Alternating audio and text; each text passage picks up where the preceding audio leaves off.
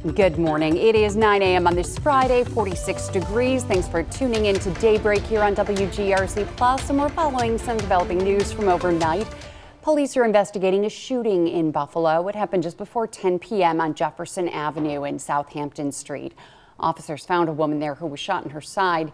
She was taken to ECMC. We don't know her condition or if police have made any arrests. And in Niagara County, the sheriff's office has released the names of two people who died in a crash on Ridge Road Wednesday night.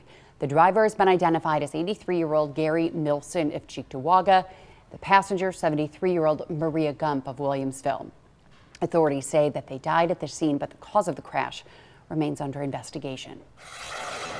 Nearly 5 years after a North Tonawanda teenager was shot to death on Laird Avenue in Buffalo, the gunman, who's from North Tonawanda, who was 16 years old at the time of the shooting, has been denied youthful offender status and will spend over a decade behind bars. This was the scene on October 5th, 2021, where now 21-year-old Motif Wafer Collins killed 19-year-old Donovan Miller. Collins was prosecuted as an adolescent offender. Then, back in February of this year, he entered a guilty plea on a first-degree manslaughter conviction, and he's now been sentenced to 16 years in prison. The mayor of Dunkirk is suing the city's former dog control officer for defamation. The mayor claims Jennifer Sasso defamed her over social media after the city decided not to renew her contract when it expired back in March. City leaders claim Sasso engaged in misconduct by unnecessarily spending taxpayer dollars while she was on the job. But as we've previously reported, Sasso publicly accused city leaders of ignoring state laws around sheltering animals, saying that money was spent to comply with those regulations. The mayor denies those claims, and we've reached out to Sasso for comment on the lawsuit, and we're waiting to hear back. Well, we are in the midst of a tense debate over the nomination of a new police commissioner in Buffalo. I don't know what this commissioner vote has created in the city of Buffalo, but I will not be intimidated, nor will I ever be threatened to sway my vote for political favor in this city. Again, I will not be threatened, I will not be intimidated to sway my vote in any vote that I make in this city. And her strong comments center around Mayor Ryan's pick for new police commissioner, Erica Shields. Many council members have expressed concern over her taking on that role because of her projected salary increase, as well as her handling of racially charged protests in previous jobs in other cities. Everhart claims her opposition to Shields is based on her own evaluation of her. The allegations of political pressure being put on Everhart has drawn attention at the state level. That's kind of the point of all this. I mean, this is a democracy. We have an elected body, and she is elected just like I am to represent our constituents. And if she has genuine concerns, I think those need to be taken into account. And I don't think she should be strong-armed in any way, shape, or form, or threatened with a vote on approval. That was Assemblyman Paul Bologna. He says he has sent a letter to Mayor Ryan calling for greater transparency in the nomination process. And Bologna says answers are needed before he considers a municipal bailout for Buffalo. One of Western New York's largest baby and kids consignment events is back, celebrating 13 years. The Bella Kids Consignment Sale is underway and it runs through Sunday. The event brings together local families and shoppers with discounted kids clothing, baby gear, toys, and more. It helps many families who might be struggling with rising costs. And you can check out what's available by going to Cedars venue in Williamsville from 10 a.m. to 8 p.m. And tomorrow is National Drug Take Back Day. It's a time for people to get rid of potentially dangerous prescriptions that are expired or unused or unwanted.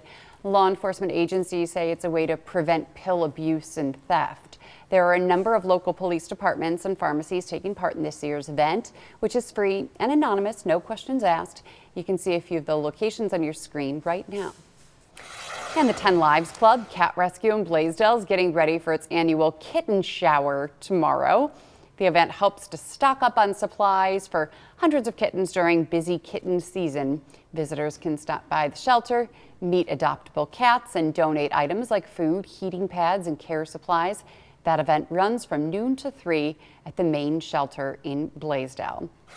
And this weekend, an Olympic silver medalist in synchronized swimming and Town of Tonawanda native will take center stage. Anita Alvarez will be performing at the USA Artistic Swimming Youth National Championships. It's happening at the Burt Flickinger Center pool at 10:30 on Saturday and Sunday. Alvarez competed in the 2012 U.S. Olympic team trials as a 14-year-old. She competed in the Olympics and medaled, and she returned to the sport after the 2024 Olympics to mentor young athletes. So she'll be back here performing, not throwing out the first pitch this time. And a fashion show at Buff State this weekend will highlight more than just style. The university's annual runway show is back with a powerful new theme called Amplify. Student designers are using their collections to spotlight causes that matter and partnering with nonprofits to turn their work into a platform for impact. One of the designers tells us that she's excited to use her passion to also support important work happening in the community. I'm really excited for people to have more eyes on my nonprofit, the VLP, and just bringing more attention to important causes that are happening right now, right here in our city. All the nonprofits are local, so I think it's good to give them more attention and give them that spotlight. This year's show is tomorrow at 7:30 inside the Buff State Sports Arena. All right, Patrick, you've got the lake behind you, looking beautiful this morning. Not going to be as nice as yesterday, but also not going to be as bad as it's going to be tomorrow. Yeah, no, this skyline, Kevin will be here tomorrow morning, and he is going to be certainly showcasing a very dark sky, a rainy sky at this time tomorrow. So, yeah, enjoy the relative calm today. I know about 2 hours ago, we had some showers, a couple of thunderstorms rolled through here. Those have passed off to the east. We're looking at skies becoming partly cloudy with a morning shower, of course. Those have gone. Rain tomorrow. Temperatures only in the low 50s. And for Sunday, much better. Still kind of cool. Your grass, your lawn will still be soggy from the rain from the day before, but still, it should be a better day weather-wise. Rain chances, yeah. Tomorrow, it's going to rain. No doubt about it. Same for Tuesday, really. We'll go with an 80% chance, pretty high. So, yeah, those are the 2 days that'll feature some rain. Oh, look at that. A little lightning strike. Let's take a look. All by himself here. A little shower popped up. Look at that. Right in the Boston Hills. How about that? Okay. So we still have a little, bottom line is there's a warm front here, and this warm front is still going to have the possibility of generating a couple of showers along it. Got a little shower right now moving in towards Eden there. So, again, we're not totally done. Yeah, this warm front kind of situates right like this. So along it, there's still room for an isolated thunder shower, primarily for the southern tier this afternoon. More evidence of the warm front. Look at that, 59 in Buffalo, 69 in Gowanda. So you've got that 10-degree difference. There's a boundary in between separating the cool to the warm, and that's the front.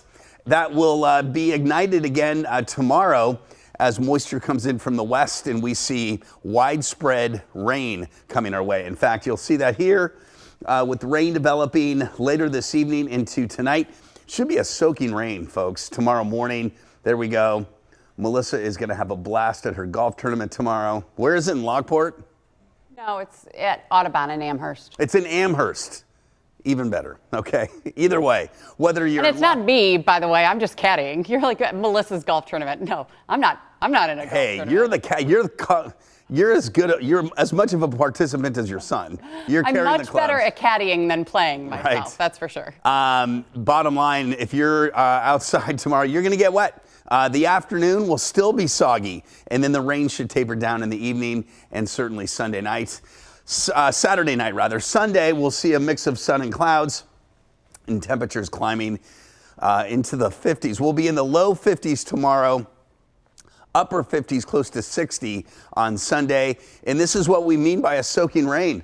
Yeah, many areas between 3/4 of an inch and an inch of rain expected for Saturday. So we've had the morning clouds, skies clearing, an isolated shower for the southern tier, mostly cloudy with rain developing tonight and a soggy Saturday. Dry weather on Sunday, Monday as well. Rain showers Tuesday, likely. Wednesday showers continue. 50s on Thursday. That's the last day of April, I think. May 1st is Friday, May Day? Yes. You know what? Remember we go over this every year. You're supposed to give candy on May Day.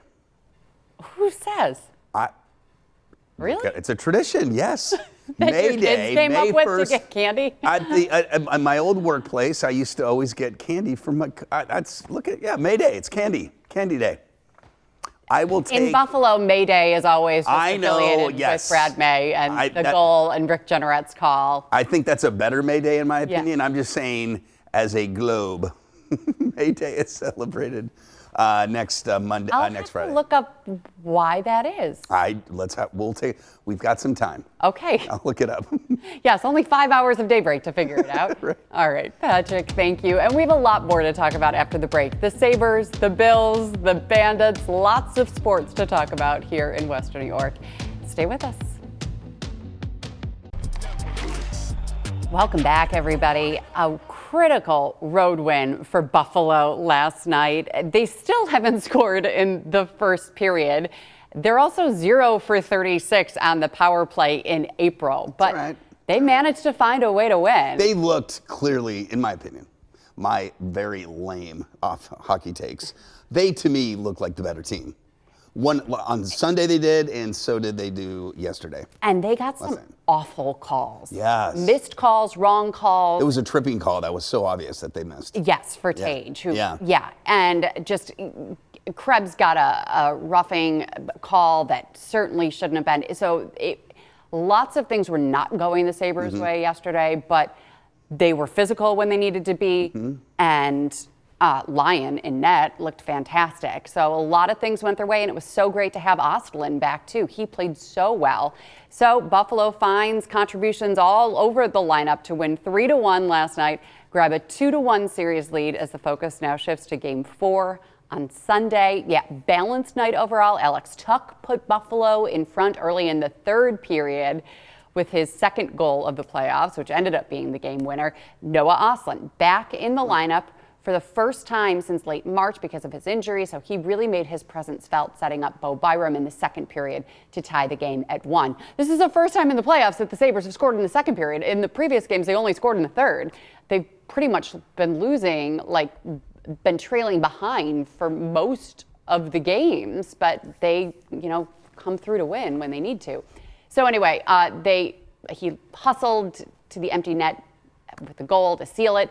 In net, Alex Lyon delivered his first start of the series, stopping 25 of 26 shots. So here's what Lyon had to say following last night's game. I think that we came in with a great mindset, and you could feel it in the room of that we were just going to send it for 60 minutes and kind of that's all you can do, and so I think we did a really good job of that. We were engaged right from the start, and I felt confident, and that's just what you're searching for, and the team gave me confidence, and we played desperately, so it was good. I mean, you never really know when the opportunity to strike is going to happen. I think our group, first couple games, we stayed a little bit too patient at times, but I think this game, I thought we had a great first period, especially on the road. Outshot the opponent, really matched their intensity. And the Sabres will be hitting the ice again for Game 4 Sunday in Boston. The puck drops at 2 p.m. What do they do? Boy, it would be so fun if they win that game, because then they'll be back here in Buffalo for Game 5, and they have a chance of wrapping up the series here at home. So what do they do? But they're going to practice every day, and I don't want them traveling back and forth. No, I was just wondering, because they've got all day today, They'll all go day to tomorrow. Faneuil Hall. They'll go on the duck boats. They'll do touristy stuff. Yeah, I don't know. I've just always wondered about that. Like, what do they do? Well, Razor was talking about on air yesterday how he needs to find things to do also. Okay. But actually, some Buffalo fans are going to be staying over the weekend and just doing touristy things. It's kind of cool. I mean, Boston's a great city, and there's lots to do. Yeah. But you were mentioning that you saw the pictures of the crowd. There were a lot of Sabres fans. Sabres fans in the crowd, and a lot of Bruins fans on social media were talking about how they were really surprised that Sabres fans travel so well. And of course you do. After 15 years of not being in the playoffs, you will travel down the thruway to Boston. Where's our next game? Mozambique? Let's go.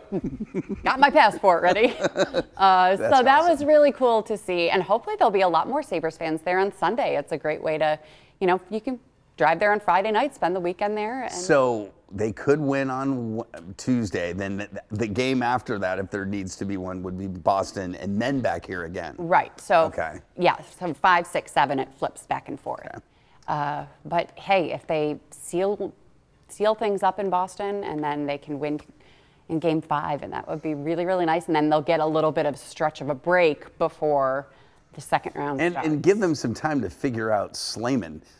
That guy, as a goalie, he's pretty tough to get by. I mean, he was he's blocking everything. Yeah, Elliot was telling me that I love that my 12-year-old is informing me on the players from the other team, but he was the backup goalie on Team USA for the Olympics. Oh, really? So he's that good. Oh my gosh. Yeah. Yeah, he's good. He is good. But Boston fans, be original. Did you hear them doing Lion, because that's what they did with Swayman. Really? Because find your own material. Find your own. I'd love for them to do Ooka Peka, look at him. Look at it. Like, figure something else out if you want to taunt our goalie. We've got the Bandits would do that for the opposing goalie, and now Sabres fans do too. And speaking of Bandits, real quick, playoffs start tomorrow.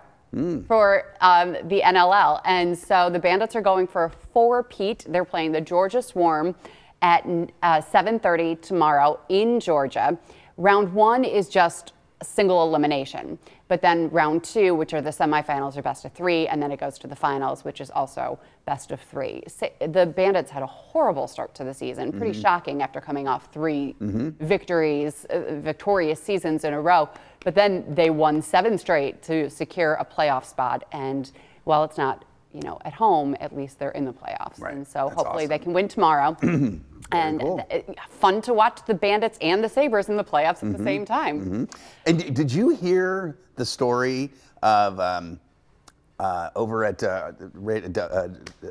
Brayton Wilson, who's the reporter at 9:30 a.m.? Yes, WBEN. WBEN. And he received a phone call when he was working at the time at GR. And the call said, and this was in 2018, so this was 8 years ago, I predict that the Buffalo Sabres will win the Stanley Cup in 2026, and the Buffalo Bills will win the Super Bowl in 2027. And that was a psychic? That was a psychic. He took the call and he's like, yeah, whatever. But he remembered it, and he tweeted it out. Now, 8 years later, he's like, interesting. It's possible. Yeah, it's fun. It was a fun story that he's been apparently talking about ever since that. And now this year, part of that premonition is getting closer. Isn't that cool? It's cool, but it also kind of freaks me out a little bit. Totally. Especially when you see the Bills schedule. Anyway, no, but I mean, hey, one step at a time. Could happen. Got them right where we want them, the Bruins, 2-1. Yep. And you just mentioned the Bills. We will talk draft, what didn't happen yesterday, what could happen today. We'll talk about the Bills coming up right after the break. Stay with us. Okay, so the Bills are also going to be keeping us busy today. They moved around early in the first round of the NFL draft last night and ended up trading out of the first round altogether. They were supposed to have the number 26 pick, and they just didn't think that there was anyone really worth it for them to stay at number 26. So they traded down 3 times, making deals with Houston, New England, and Tennessee. So they head into day 2 today with the number 35 pick. Or they can trade down again, conceivably. Here's 2 on your side's Nate Mills and insider Vic Carucci with the latest. Hey there, Nate Mills alongside the Buffalo Sports Hall of Famer Vic Carucci, and I'm trying to catch my breath from all the moves that we just witnessed here in round 1 of the NFL draft. Brandon Beane trading back 3 different times out of the first round and into the 3rd pick of the 2nd round, and it all came in bunches. And I mean, the way he has been moving this draft and the way he has moved in previous drafts, do you think he's done? I don't think he's done, and I think what he did was very sensible. Given what this draft was all about, when they entered it with the 26th overall pick, there was a distinct feeling that they weren't going to get a true first-round value at number 26, so escaping the first round made a lot of sense. dramatic the way it was done. 3 trades to get out of the round, but the key is how much they accumulated. They picked up 2 more picks, but the quality of these lower end picks, I think in a draft like this, is what you're shooting for, because now I think you're getting true value for what you're selecting. They came into today with 7 picks. They now leave with 9, 3/4 and 2/5. And with those picks they have left, who could you see them picking up? Yeah, I mean, if you still want to talk about a defensive front guy, Caden McDonald from Ohio State, big defensive tackle, still on the board. If you want to talk wide receiver, a lot of people do. Denzel Boston from Washington, still on the board. And then maybe if you want to go edge rusher, you know that they've got Cassius Howell from Texas A&M still available to them from that great Texas A&M front. So it feels like, again, with the third pick of the second round, if they stay there or go lower than that into the third round where they have multiple picks, they're going to find a guy that I think will fit. That second round is a Friday, and we will see if they'll keep that pick or trade it away again. Nate Mills with Vic Carucci. Hey, you know what? It's fine having lower picks. Tom Brady was a 6th rounder, right? Khalil Shakir, Gabe Davis, Benford, all of these guys were like mid-round. I swear, when you turn into your mid-50s, things just don't come to you as our running back.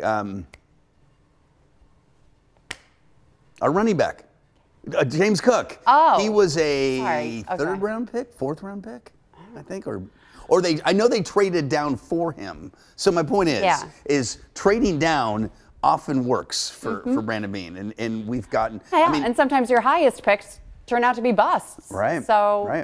So in Beane, we have a lot of needs, so this is a good opportunity. Sure. I find it interesting they did business with New England, your division rival. So, but how did the Chiefs end up so high? Because of the Chiefs. Remember, the Chiefs. They only play at home. Okay, you do know that they only play at home. They play no away games, and Mahomes is always the best quarterback ever. I just don't understand. It's just like it's one of those things. Don't tell anybody, but give the Chiefs an extra pick. Right. No one will know. Oh, my goodness. All right. So we will certainly have all of your updates throughout the night here on Channel 2 if the Bills trade again or if they actually do make a pick at number 35 tonight. And again, that starts at 7 o'clock for the draft tonight. So draft tonight, Bandits tomorrow, and Sabres on Sunday. Lots of sports to be watching. If you do want to get outside and enjoy something, how about going on the Maid of the Mist? And also America 250, the celebration of America's birthday, is kind of combining with the 141st season of the Maid of the Mist. The iconic tourist attraction and local attraction too is opening up for the first time today for the season, and Daybreak's Natalie Foss was there at the falls to tell us more this morning. Well, it's the first day of the 141st season of the Maid of the Mist here in Niagara Falls. I'm here with Captain Joe. How excited are we for this today? We've been, the last 2 or 3 days have just been, it's been a whirlwind. Boats prepping, docks being put in, just the excitement level is, when we made the announcement on social media the other afternoon, before I was actually out on the boat, before I got back to the dock, my employees all knew, and they were just super excited, so we're ready to go. I can imagine how much work just goes into prepping and getting ready for the season. You said that you're almost busier in the off season than you are in the on. What goes into this, getting everything ready to go? Yeah, it's not just a seasonal operation. We run 12 months a year, and so off season's busy, special projects, getting things moving, and then obviously the last week before is the final prep, lifting the boats into the water and getting running. So it's busy. So I'm actually, now that we're going to be running, it's actually going to take a little weight off, and we can get into a normal routine now. So you just get to put out the little fires, right? Exactly.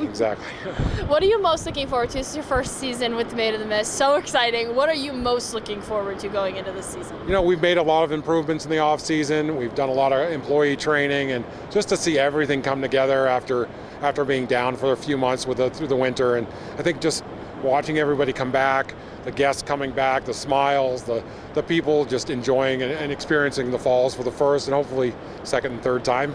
I think that's what I'm looking forward to the most. Thank you so much, Captain Joe, for being with us today. And if you would like to come out and be on one of the first voyages of this season, then they'll start running at 9 o'clock. But you can go ahead and come anytime throughout the rest of the season, all the way until November 8th. They'll be running tours, so you can head on down to the Maid of the Mist and come check it out. On your side in Niagara Falls, Natalie Foss, Channel 2 News. Now, Natalie admitted that she grew up in Rochester. She's never been on the Maid of the Mist, so she gets to go this morning. And I can't wait to hear what her reaction is when she does it, because watching it is so different than actually being on it. And you get absolutely soaked. That's why everyone wears the ponchos, of course. And I just remember being on it for the first time as a little girl, also thinking, wait, we're going deeper. We're going like further in. It just is. When you think that the boat ride is over, you're still going. And you're so close. And imagine so magnificent. The year is 1898. Hey, gather the family, put them on horseback, ride down there, and go on Maid of the Mist. It's been around that long. Yeah, it had a break for the Civil War. They took a break for the Civil War. 141 years, but it's crazy. Yeah. How did they pay? Like a bag of coins? You know what I mean? I don't know, but Pete would know. We'll have to ask him that. Thanks for joining us, everybody. Have a great day, great weekend, and we'll see you back here on Monday for Daybreak from 4:30 to 9:30.